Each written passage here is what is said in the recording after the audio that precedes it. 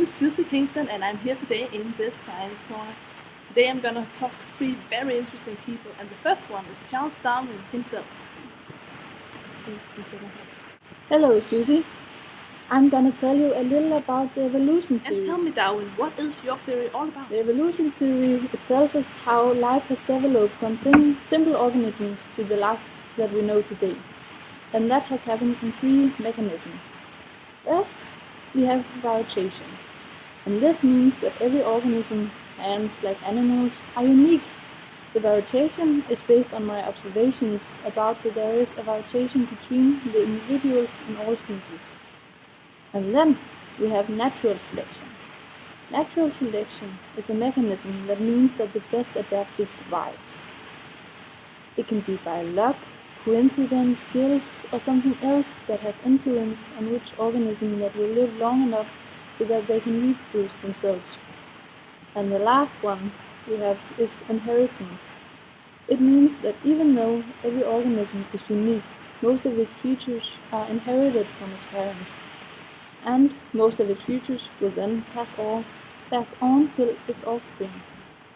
So that was what I had about the evolution theory. Thank you very much, Darwin. That was very interesting. The second person I have here in the studio today is a relative from the Homo neanderthalensis. And how did your ancestors look like? That's a very good question. They look pretty much like we do today, but they're more compressed vertically, more fat, more muscular. And the reason for this is because they lived in the Ice Age, some 100,000 years ago.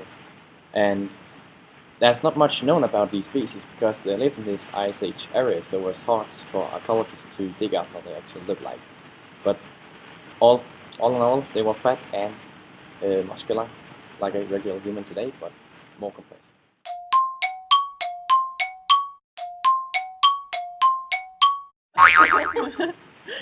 Okay, so they lived in the ice ages, but where exactly did they live? Yeah, that's very interesting. I thought they lived all around the world, but they actually only lived in the southern part of today's Europe. Okay, that's very interesting, but why did they extinct? Interesting question. Well, most of the Neanderthals became extinct about 50,000 years ago. Several theories about this, but the one I most believe in is due to climate changes in which their body could not adapt too fast enough. It could be like the ice ages became too hot or too cold for them, so the body wouldn't adapt for it and they will die.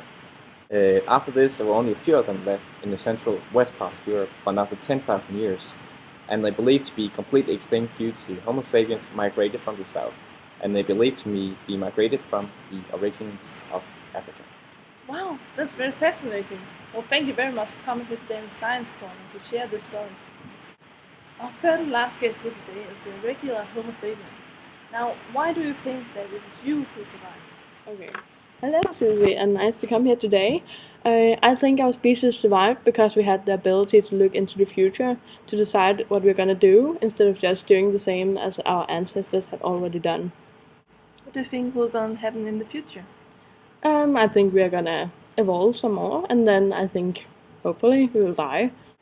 I agree. Yeah. I do. So do you think that a new Homo sapien could exist? No. A new race, maybe. Maybe a new race could come? Maybe. In a couple of 100 years after we are gone, so that it has time to evolve some more. But yeah, maybe. Hopefully there will come a better race than we are, a more peaceful ways. Thank you everyone for coming here today. It has been very exciting. We have walked Charles down back to the graveyard, and the ape is back in the cage. The Homo sapien is back at the computer, and next week we're going to talk to a T-Rex dinosaur about why they extinct. Bye now.